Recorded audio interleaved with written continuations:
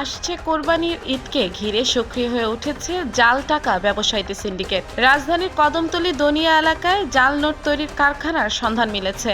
সেখান থেকে জব্দ করা হয়েছে প্রায় 2 কোটি টাকার জাল নোট।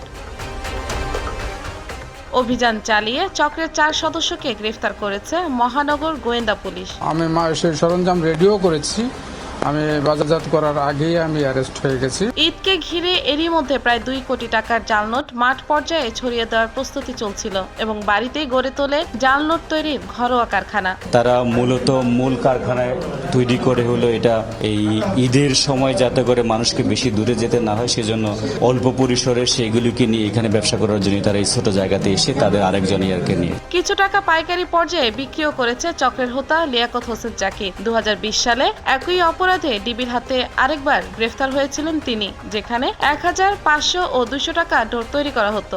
এই জাকির একটা অত্যন্ত চালু এবং অত্যন্ত দক্ষ লোক।